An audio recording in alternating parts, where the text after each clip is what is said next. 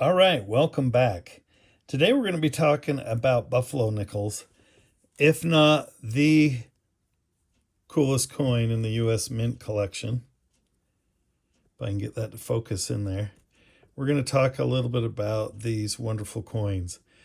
They were minted from 1913 to 1938, and they are so popular. But I want to talk today about what you need to look for when you're getting buffalo nickels. So first thing, you want to make sure that the date on here is legible and you can read it. And if you know that you've got a really good sample of one, is this buffalo horn right there, you want to make sure it is visible, because I'm going to show you some coins that look really bad. So you got to be careful when you order buffalo nickels. Here's a bag of buffalo nickels that aren't very good on their dates. If I can get this bag open, we can check it out. But look at these. These are very common that you'll find for sale all over the place on eBay, Etsy, to do jewelry where they'll make them out of cufflinks and stuff. But I mean, look at this. The dates are totally worn off. You can't see a date. The thing about this coin that was made, it had a lot of high ridges on it, so things worn out. Again, no horn, and then you can kind of see around the rim. Yeah, here's one that's even painted. There's a lot of junky buffalo nickels out there, so you'll want to avoid any of those. But these three that I have in my hand, we would never send out to a customer.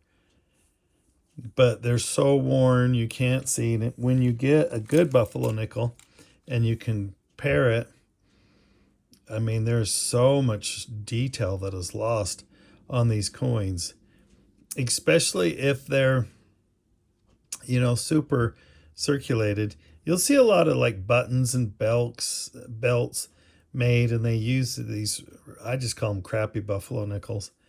But I mean, compare the two here. Let's get these out of here so you can see those better. But I mean, look at you can see the hair on this chief. You can see the date. But this is so common sold. It really bugs me that people will sell this, especially, like I said, on eBay, even Amazon, some of these other sites. They're really crappy buffalo nickels. You want to avoid that big time.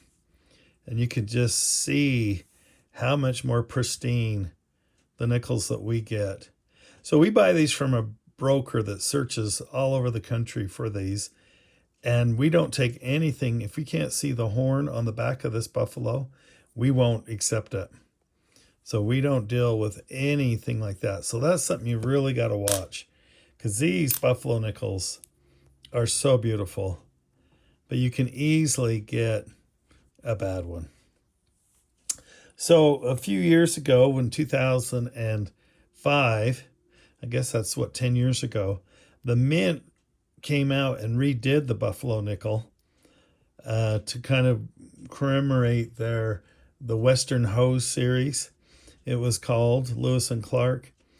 But you can tell the difference. Obviously it's a good looking buffalo, and it's pretty much the same buffalo, but it's facing the other direction. And then it's got a lot more wording around it. But these are really nice. We make these. We have a set of cufflinks right here that are made out of those. So if you're buying this for a gift and they're not really picky, these would be really good to get. But our most popular set by far is the Indian head and the buffalo, one of each. You can put one in one sleeve and one in the other. And of course, you can get these from us any way you want. If you want both the Indian on the front or the buffalo on the back, it's your choice, your call. Whatever you want to do, you can just put it in the notes. Say, hey, I want two buffaloes. We have listings for everything separate, so that if you wanted the two Indian heads, you could do that. Two of the buffalo, whatever you want to do. But again, our coins are so good looking. Even on the back side, with the enamel on here, you can see these are really high quality coins.